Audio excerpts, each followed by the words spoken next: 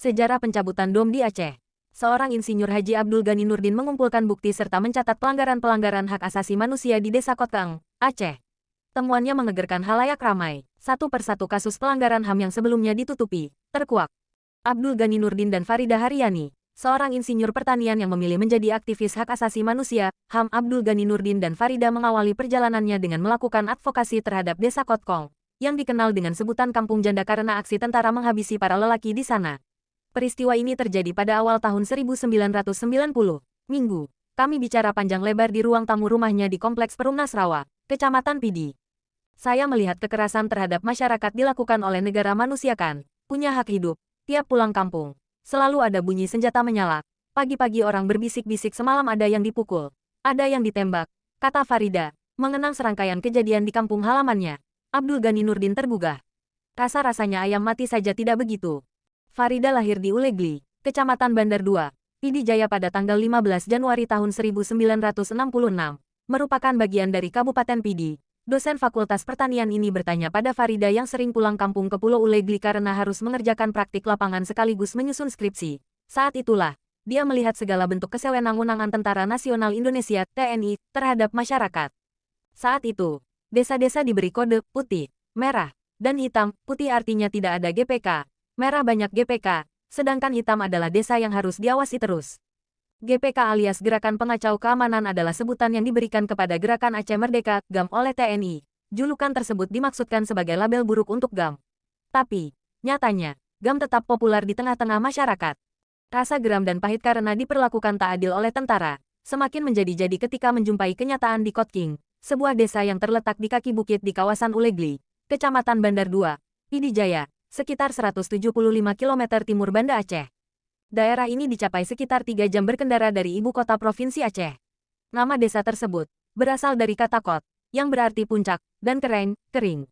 Penduduk di Kotkong, pada awal 1990-an sekitar 168 jiwa, dengan jumlah pria hanya sekitar sebanyak 21 orang. Mereka habis dibantai tentara. Saya menemui Juwairiyah Ismail, 65 tahun. Dia berperawakan kecil dan berkulit gelap. Nada bicaranya nyaring dan meledak-ledak. Dia adalah salah satu korban konflik yang dibawa oleh Abdul Ghani Nurdin ke Jakarta.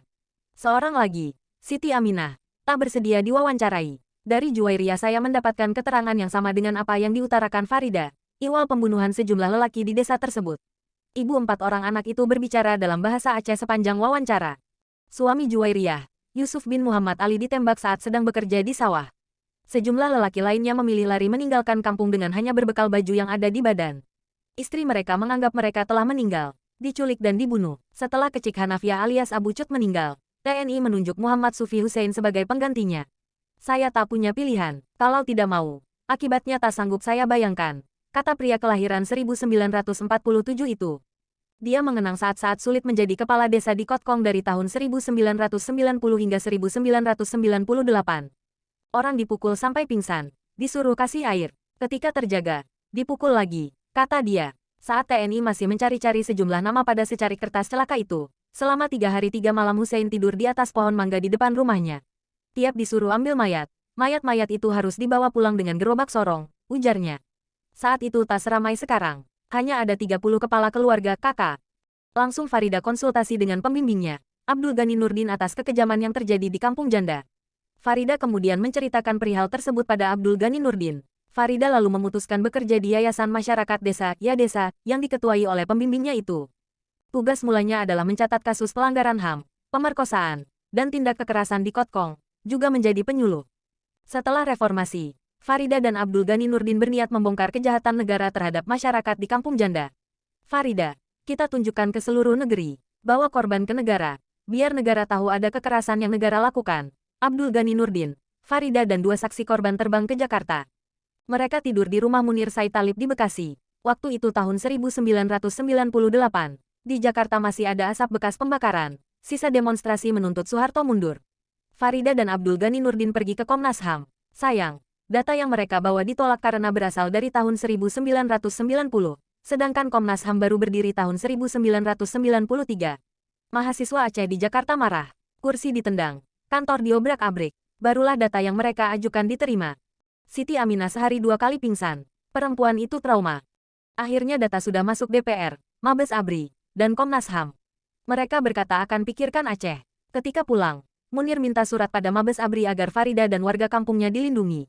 Tak ada handphone. 15 hari kemudian, DPR RI turun ke Aceh. Abdul Ghani Nurdin dan saksi diundang. Munir Said Talib adalah aktivis dan pejuang HAM Indonesia. Malam kedua mereka di Jakarta, Ghazali Abbas Adan yang saat itu anggota DPR RI asal Aceh menjemput Farida, Abdul Ghani Nurdin, dan kedua korban, Juwairiyah Ismail dan Siti Aminah di rumah Munir. Kemudian dia membawa mereka ke rumah dinas di Kalibata. Saya fasilitasi mereka. Fraksi P3 mendesak DPR RI. Lalu terbentuklah tim pencari fakta TPF. Papua 1 tim dan untuk Aceh 1 tim, kata Ghazali Abbas Adan. Dalam kunjungan ke Aceh saat itu, Ghazali Abbas Adan bertindak sebagai penerjemah dari bahasa Aceh ke bahasa Indonesia, dan sebaliknya. Dia merasa berterima kasih kepada Abdul Ghani dan Farida. Kejahatan-kejahatan kemanusiaan yang sebelumnya belum pernah terdengar, terkuak. Sebagai dewan yang mewakili Aceh, saya sambut mereka, ujar Ghazali. Kami ingin seluruh Indonesia tahu ada pelanggaran HAM berat di Aceh. Hari Sabarno, purnawirawan TNI yang ketika itu mengetuai TPF. Jabatan politik tertinggi Sabarno, Menteri Dalam Negeri. Mengharapkan, Bapak turun ke PD, ke daerah-daerah di mana banyak anak buah Bapak. Okelah, Hari setuju. TPF tidak bilang kapan turun ke daerah. 2 hari kemudian Abdul Ghani mendapat informasi dari Ghazali Abbas. Kumpulkan korban. Farida lekas-lekas memberitahu beberapa korban. Akan ada kedatangan anggota DPR. Rupanya, berita tersebut menyebar dari ke mulut-mulut dengan cepat. Hari itu, kantor Dewan Perwakilan Rakyat Kabupaten, DPRK PD dipenuhi orang. Truk dan mobil bak terbuka berjajar di ruas jalan. Sigli seperti sepotong kue kering yang digerogoti semut. Farida sendiri tak tahu berapa jumlah janda di PD. Saat itu sudah disiapkan mobil pikap untuk para korban di Kotkong. Korban dari Gempang dan Tiro juga turun. Pemandangan kali itu tak terbayangkan. Sigli hitam, jalan macet, orang-orang membludak di kantor DPR KPD. Rupanya, tidak semua korban dibolehkan masuk. Ghazali Abbas dan Farida putar otak. Pintu utama gedung DPR, kan satu dibuka, satu lagi direkatkan. Saya bilang, abang masuk ke dalam. Nanti lepaskan perekat bawah dan atas pintu yang tertutup itu. Nanti saya kasih aba-aba. Sementara yang lainnya sudah berbaris. Ghazali Abbas bersiap-siap membuka pintu. Masa menerobos ke dalam. Rombongan di depan. Sekitar 20 orang. Tumbang ke lantai. Mereka lalu duduk tertib di lantai. 5 orang korban menuturkan cerita mereka. Begitu pahit sampai matahari Sabarno berkaca-kaca mendengarnya. Dari situlah, mereka turun ke kam-kam statis, ke Rumo Gedong dan ke Bukit Janda. Beribu orang datang, bertahap-tahap itu, tidak terjadwal sebelumnya. Tutur Abdul Ghani Nurdin. TPF turun ke desa-desa di Kabupaten PD, Aceh Utara, dan Aceh Timur. Dari kasus penculikan, pembunuhan, penyiksaan sampai pemerkosaan yang dilakukan, aparat dikisahkan secara gamblang oleh masyarakat korban. Beberapa bulan kemudian, Wiranto yang saat itu menjabat sebagai Jenderal TNI, mencabut status DOM, Daerah Operasi Militer, di Aceh.